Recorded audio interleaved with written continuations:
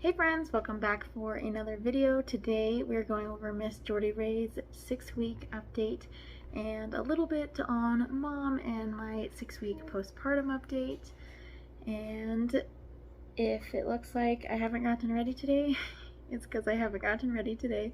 Woke up at 5:30 a.m., making sourdough bread. I've probably pitted a few hundred apricots, and it's just been a wild day, and we'll go over some of the breastfeeding struggles that we've had first. So first off, let's go over eating. What she's about to fall asleep. I'm going to give her a bottle. So as far as breastfeeding, that has been hit or miss lately. It's been really hard whenever I've been putting her to the breast. A lot of the time, at least a couple times a day, she'll just scream her eyes out. And when I give her a bottle, no problem, and she drinks it, and I know she's hungry, and so that makes me think, shoot, okay, so should I start pumping or what? So I'm a little bit at a loss. Sometimes she'll nurse no problem, so I'll always offer, and I think now what I'll start to do is just have a bottle or maybe use the hock on the other side to try and get the letdown and just like put that in a bottle. So yeah, that's kind of where I'm at, but here I am, almost have nursed 2 years, still nursing my toddler and tandem nursing at least once a day, and I am still figuring this out for sure. So that has been definitely the biggest struggle for this month, and I find it's best if I just feed her right when she wakes up while she's still a little drowsy, because if she gets to that point where she's just, mad, then there's no way I can breastfeed her. As far as sleep, she definitely is a sound sleeper during the day. When her toddler brother, she'll be sleeping in the swing, and he'll literally come up and sit on her, and then he'll start crying in her face and stuff, and she won't wake up. So she has been napping really great during the day. I try and have a sound machine turned on by her because we are so loud, but I've heard it's good to get them used to that noise so they can learn to sleep through it. I've been trying to pay attention more to her naps, making sure that they, like during the day, they're only 2 hours and no longer, so that she'll be able to sleep longer stretches at night without being fed, and then try and feed her every 2 to 3 hours around that nap kind of schedule too. But I honestly have not kept track of any of her naps or anything. Like I'll kind of sometimes like look at when she goes down, but I'm kind of bad at that. With the first one, it was timing everything, but I'm just a lot more chillaxed this time. But I have been trying to pay attention now that we've had more breastfeeding struggles, that I feed her every 2 to 3 hours, but closer to 2 hours if I can. At night, we've been having 4-hour stretches at best. I think I had one 5-hour stretch, and then after that, it's about every 2 hours, sometimes every hour after that. I've had a night where it's like a 4-hour stretch, 3-hour stretch, 2-hour stretch, but usually, after that the first long stretch is less after that.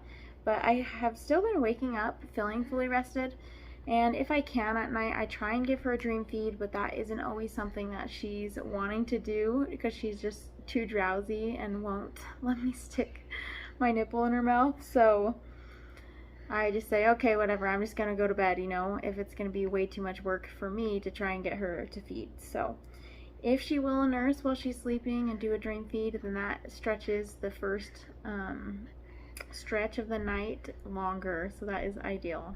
As far as EC or elimination communication, we're still doing it, and she pees or poops most of the time after offering upon waking up, and I don't always do that, but usually I always do it after breastfeeding, but I have been trying to do it upon waking too, and she'll normally go pee.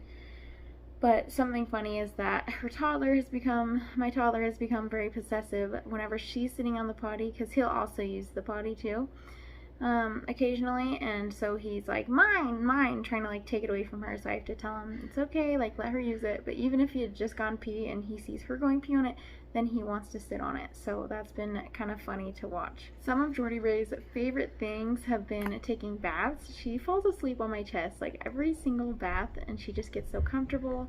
Some other things that she loves is being propped up so she can just look around, or being on my chest while she's in a wrap. And she also loves being in the nook of my arm, kind of like this, with her head just like leaning back, and she'll just look around while I walk around the house, and she falls asleep like that all the time. She just is so curious. She loves looking around, and she's about to fall asleep with this bottle too, but so cute. How is it going with 2 under 2? It definitely has its struggles, and I feel like I'm constantly going back and forth, like, okay, baby's taken care of, now take care of the toddler, okay, toddler's taken care of, take care of the baby, and just playing limbo all day. But my toddler trainer has definitely been more helpful. He's gonna be 21 months in a few days, but he's been putting her cloth diapers in the wet bag for me, helping burp her. He'll like pat her bum while I'm patting her back, and I say burp, and then he'll help empty her potty for me, and just stuff like that. Or when she's crying too, I'll allow him to first go to her, and he tries to put a binky in, or tries to help her by aggressively swinging her in the swing, you know. So he has been super good about trying to help out with her, so that's been cute to watch. And some new things that Jordy Ray has been doing this month that I am in love with is she's been cooing and making more little noises. Even if they're mad noises, they're just like, ah! They're so cute. Oh.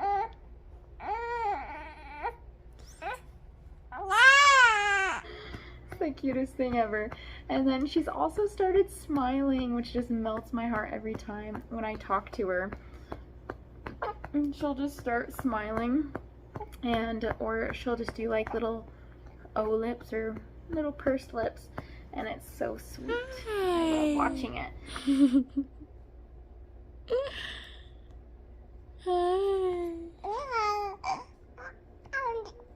So that's pretty much it for Jordy Ray's 6-week update.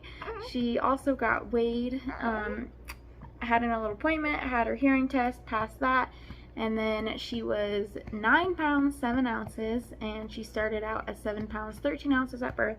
So she has been putting on weight good, which is reassuring with the breastfeeding struggles, just knowing that she is gaining weight, and we'll continue to watch that in the next 2 weeks and make sure she's getting enough.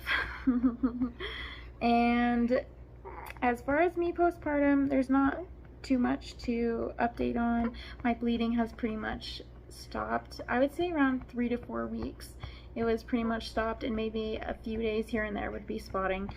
I feel back to normal. Honestly, I went for a jog for 3 miles and it felt amazing, like it had before. So I think that's just the power of really letting your body rest and not doing anything for the first little bit.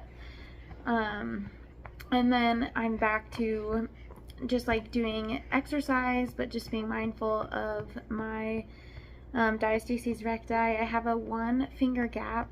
My midwife told me at my appointment, and so I've just been working on doing exercises that are safe for that, and also promote the closing of that gap. And that's pretty much it. You know, there's moments of chaos in each day, but just smiling through them and getting through each day the best I can, being the best mom I can, trying to have as much patience as I can. But I feel rested enough when I wake up for the day that I have energy to get through the day. So I'm just grateful for that, and loving all these little newborn snuggles, and watching my toddler interact with her has been the best. That's it for us, and I'll do a belly update at the 2-month mark. I'm just not feeling it today. So let's say bye. Say bye. Thanks for watching, guys. We'll catch you in the next update.